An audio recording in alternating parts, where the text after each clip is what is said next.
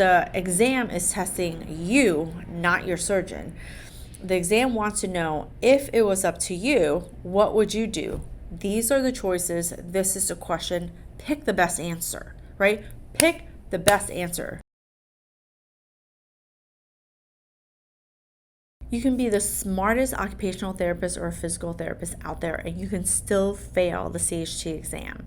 Now, studying to become a certified hand therapist doesn't have to do with how smart you are. I don't know why I get this all the time, but when I've gone to AOTA conferences, when I've talked to other people in the past, they'll always compare becoming a CHT to being an A student, being really smart. And I actually don't think it is about, quote unquote, like traditionally how smart you are. I would never say that I was a traditionally smart person, meaning like things just don't come to me natural. Like I can't memorize things. I didn't get naturally very high standardized exam scores. So I don't think that becoming a certified hand therapist has anything to do with like how smart you are, but rather how hard you're willing to try to become a certified hand therapist. I think that there's plenty of smart therapists who end up failing. And I kind of identify these three things as to why they fail. And these are the patterns that I'm seeing. Please correct me if I'm wrong. Leave me a comment below. Let me know what you guys think. Let me know what you're seeing, because I've been doing this for over 5 years now, talking to therapists, training therapists, and people come to me a lot of times when they have failed the CHT exam, and it's like, I have this number of years of experience. I mean, I've had therapists come and tell me I have 25 years experience and these questions are dumb and they ask me this stupid question, and I'm like, you're the one in the exam, not the doctor, right? And they feel like they're very smart, and they are. I mean, if you have failed, like, you are smart. Number one, there's a lot of negative talk around it. Like, I don't know why there's still so much negative talk about it, but the more negative you are, the more you think that you're gonna fail, the more likely you are gonna fail.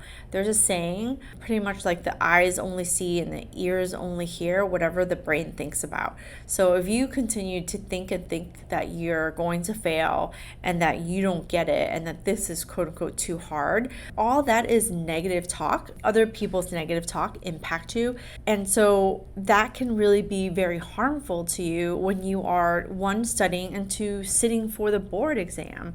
So you have to be willing to admit that that's what's going on and maybe take some changes to change that around. Number two, I find that smart therapists tend to fail because they stress themselves over the small stuff. So you hyper focus on something that you don't need to, and that's the discernment that you have to have when you're studying. Not everything needs to be hyper focused on. Not everything needs to be understood or perfect to the nth degree. And you are stressing yourself out over things that don't really matter at all. Where do you find yourself doing that? Where do you find yourself stressing out over one particular topic or one particular section or one particular concept that neither is here nor there? What is a question that you're hyper focused on that when you're in the exam, you can't even take it out of your brain to move on to the next topic? Why are you stressing out on the choices? This is not right, this is not wrong. There was a therapist who failed because she said, and she was pissed because she was like, the question was asking me what surgery I would pick for X, Y, and Z problem, right? And she's like, that's not what I do as a therapist. I've been a therapist for 25 years. That's the surgeon's job. No, honey. That's your job, because the CHT exam is questioning what you think the surgeon should be doing. I understand that you might not do that in real life, right? I understand you might not be in a position to do that in real life. Maybe your surgeons don't look at you that way, right? But the exam is testing you, not your surgeon. The exam wants to know, if it was up to you, what would you do? These are the choices. This is the question. Pick the best answer, right? Pick the best answer.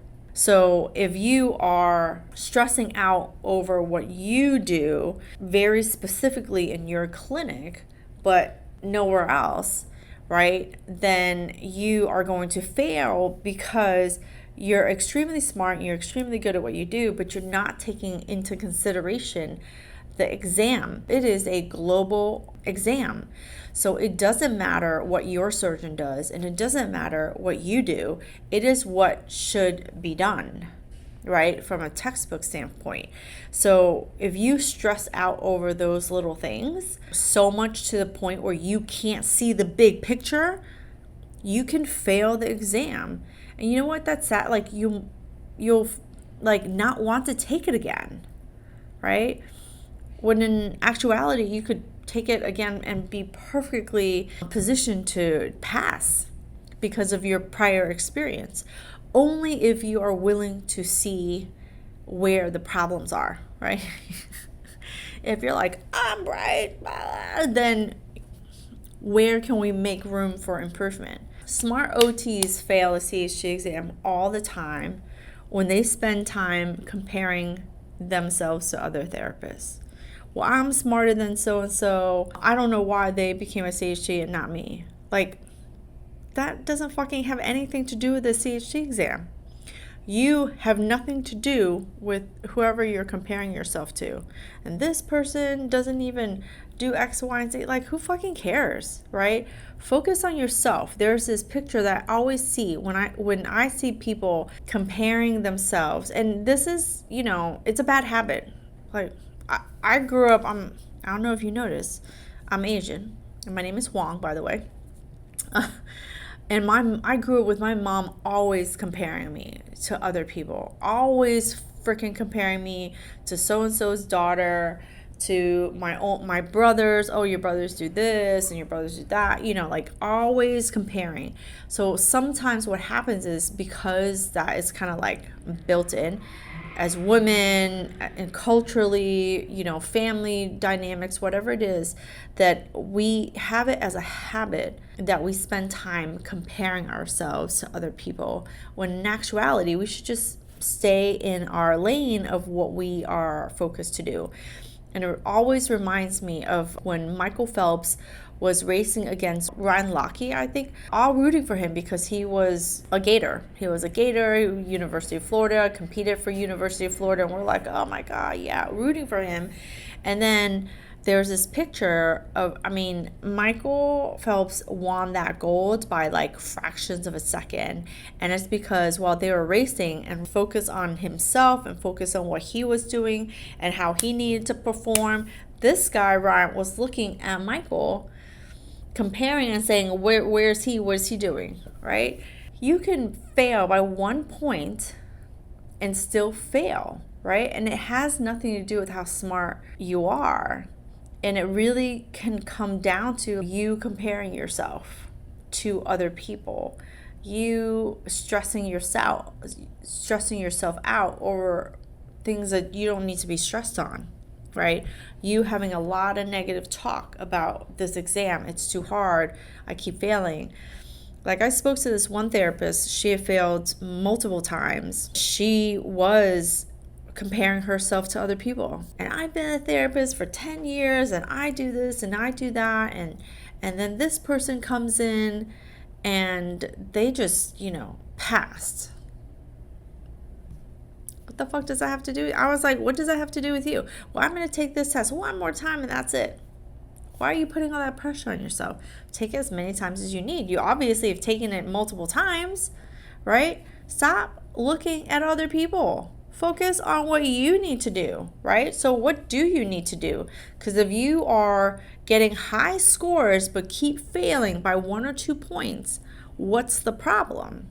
Is the problem that you're not being specific enough as you're studying? Is the problem that you are fighting with the questions? She had been studying for years, only years. I say years because she would take it, fail, take it again, fail, and then maybe take a break, take it again, multiple times over, right? And she would get so close, and it wasn't about how smart she was. She was like, I'm smart. I'm like, I don't give a shit.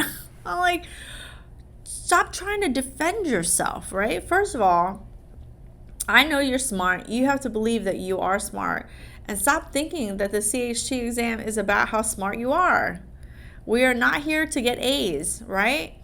A passing score is a C. If you're getting 75%, go back to university, 75% is a C. And it's curved, right? They purposely make this shit hard because not everyone is willing to do the work that's required to pass. Not everyone is willing to think about what it requires to pass. What is required to pass is to know enough of the information, to have some discernment about what information is required, and then making the best decision based off of the information that you have. Done. Right? I could sit here and say, I never felt, people tell me how smart I am all the time, and I have to think, are they talking about me? I grew up never thinking that I was smart. I grew up not getting straight A's, right? That was just me. I grew up having to work for every little thing. And when I was studying to become a CHT, I just kept telling, it was not about the grades. It was not about how smart or, whatever I thought I was. It was not about standardized testing. It's about decision making. This exam is global decision making. It's not about what I do. It's not about what you do. It's not about your surgeon, their surgeon. It's what textbook wise, based off of the information you have, can you make a decision? I sat for the CHT exam. And the reason why I also say it's not about how smart you are is because I feel much smarter now. I spend my time studying this textbook, right? Teaching other people. I feel smarter now. Like, I feel more knowledgeable now than I did when I took the exam. And yeah, back then I passed. And sometimes it's just about weeding through the information and making the best decision based off of the choices that you have, right? I had to know enough. I had to have a certain confidence in myself that said, you know what? Even if I fail, I'm going to take it again, right? Even if I fail, this has no bearing on who I am as a therapist. I still got the job. Ching ching. All right, still got the job. Knock on wood, I'm alive enough to take it the next time it's given. Right? So as you're studying, change how you're talking about the exam. Really look at the big picture. You have to be able to zoom out and zoom in. You have to know when to zoom out and when to zoom in. You can't zoom in all the time because you're going to miss the big picture. Be out here, big picture all the time, and you're not going to know enough details. You have to know how to adjust your lens. And then number 3 is really just focus on where your gaps are, what you need to do, and not worry about other people because they're not the ones taking the exam for you. All right? So go out there, do the work. You have to make a commitment to studying, and you have to make a commitment to picking a date for that test. And then what do you need to reverse engineer? What do you need to do in order to ensure that you're going to show up on that exam date being as prepared as possible? You're not going to know everything. You're just going to be as prepared as possible, right? So a lot of it does have to do with your outlook on it, right? If you need my help, all my links are below. I have the exam prep program that's going to help you study. I have a book of practice questions that can help you go through questions. There's a lot of tips in this book for how to study and things like that you can utilize. Then we have practice exams as well. So all my programs are built to help you to become a certified hand therapist. So don't say that there are no resources out there. Right? Don't say it, because there's tons of resources. It's just you have to decide, are you worth the investment? Are you worth the time and effort right now to get something that you can have for the rest of your career? I think you're worth it. You just have to decide for yourself if you're worth it and if you're going to put that time and energy on it. Like, subscribe, do all the things. But if you want my help, my links are below, and go do the work.